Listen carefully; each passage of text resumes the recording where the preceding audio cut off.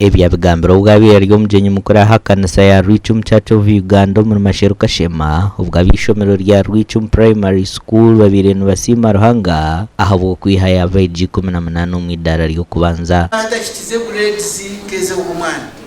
nabona abana nibashoma nibageza twende twinganisa migisha asa mutabanaga nabungume nabo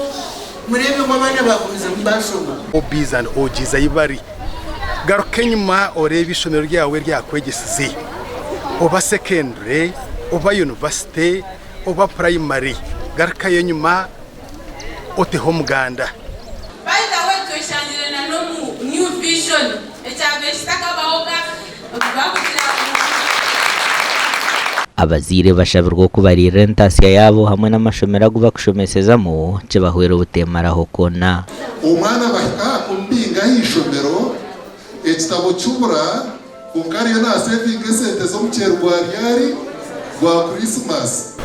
ekituretire twahika tujya abana bo kwataganisa kandi atarimu ituma abeja bakoze reji hamwe n'abashomesa bahirwe berabo okubagarra mu muhimbo umugani makuru abakristayo mu sabadikono bwa Rwibare bakire sabadikono musya Venerable Reverend Tito Byamani kandi ogwaraganise kuburenjiriye ntunguka mwanya chete ukombeka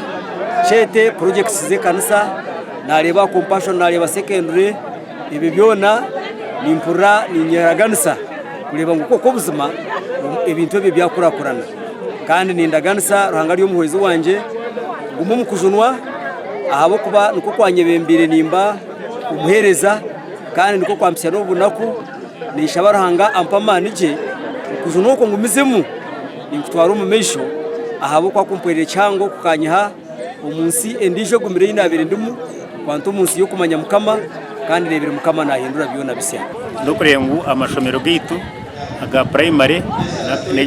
na secondary gari umusaba dikoni kumagari ya mutindo kujyo nenshonga nkuru abanyo ndi mushomeza umutendeke kandi bajyangwete kwishaya gushayura cyashe cyonywa Venerable Reverend Tito Byamani akakora Bishop Maklista Chojera nyakwevundika Church of Uganda kandi ubwa hataba muhere butare Church of Uganda mu rubushenye bamukuza yabasaba dikono wa Rwibare omugandi abeja bahereze cyamshanje barkwetebe kanisa kuzo musinia nibashabo kwebembeze mcwe kibahwero kugaruza mu mana hamwe n'ubusinguzi ebigambiro bwana mukuru wa Kenya no muri Mbara Archdiocese Reverend Father Beda Twinomcha omusayo kushaba hamwe no kusima beja bakozire kurunje buzo bya PRE Arshabana Memorial Nasaran Primary School omuricharira ward dikamu Town Council district y'Isinjiro basa kugenda bazo mashomero marungi wenaga mashomero marungi tubashaba ngo bazeyo bagere ubwenge bashome kurungi ishomero ry'Rwargamu n'ishomero ry'Umuhendo n'ishomero ry'Umutano ibi bashomera aha bakasinga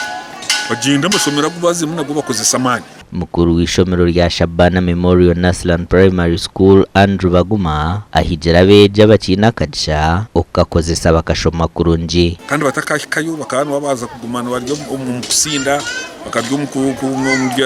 tokoza bongo baryo mukutoroka baryo mukwiba kureka bazeyo akone bajwekira ishomero ryito nimbashaba tukunde kushomesha abana bitu amakora gagasha kwa Mike atwakire na Fred anyine